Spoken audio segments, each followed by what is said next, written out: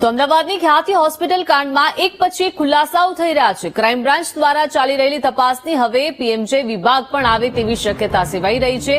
મહત્વનું છે કે ખ્યાતિ હોસ્પિટલમાંથી સરકારી યોજનાના રૂપિયા પડાવવા ફાઇલને ઇમરજન્સી તરીકે પીએમજે વિભાગમાં મોકલાતી હતી। પીએમજેના અધિકારીઓ કોઈ ચકાસણી કર્યા વગર મંજૂરી આપી દીધા હતા। છેલ્લા 3 વર્ષમાં ખ્યાતિ હોસ્પિટલે જુદા જુદા 69 ગામમાં ફ્રી કેમ્પ કર્યા હતા અને આ ફ્રી કેમ્પમાં 5637 લોકો હોસ્પિટલમાં લાવવામાં આવ્યા હતા।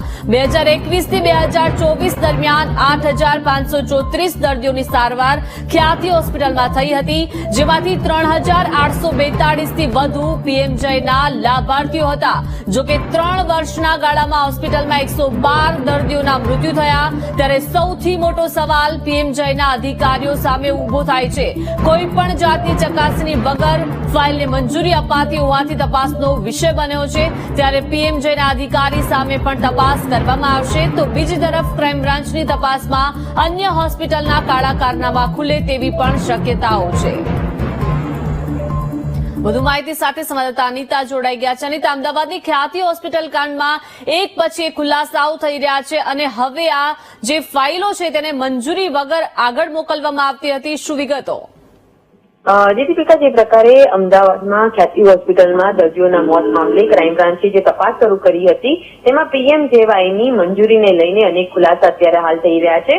ખાસ તો રાજેશ્રી કોઠારીની ધરપકડ બાદ જયારે તેની પૂછપરછ કરવામાં આવી હતી ત્યારે જે હોસ્પિટલ ખોટમાં જઈ રહી હતી અને પીએમજેની જે સરકારી લાભ મેળવીને જે ખોટને પુરવાર માટેની જે મિટિંગો કરવામાં આવી હતી તેની તપાસમાં સૌથી મોટા ખુલાસા સામે આવી રહ્યા છે। જેમાં સરકારી યોજનામાં જે રૂપિયા પડાવવા માટે જે ફાઇલ ઇમરજન્સી મોકલવાની હતી તેની મંજૂરી પણ રાજેશ્રી કોઠારી અને જે અન્ય જે ડાયરેક્ટરો છે કાર્તિક પટેલ અને સંજય કોટડિયાએ આપે હોવાનું ખુલ્યું હતું। જેમાં પીએમજેના અધિકારીઓએ કોઈ પણ જોયા વગર જે ગણતરીની મિનિટોમાં આ મંજૂરી આપી દીધી હોવાના પણ ખુલાસા સામે આવી રહ્યા છે। કારણ કે છેલ્લા 3 વર્ષની અંદર વાત કરીએ તો 69 ગામોમાં જે ફ્રી કેમ્પ કરવામાં આવ્યો હતો, જે પૈકી 5637 લોકોનું જે હોસ્પિટલમાં લાવ્યા હતા અને ત્યારબાદ તેઓની એન્જિયોગ્રાફી એન્જિયોપ્લાસ્ટી કરવામાં આવ્યું હતું।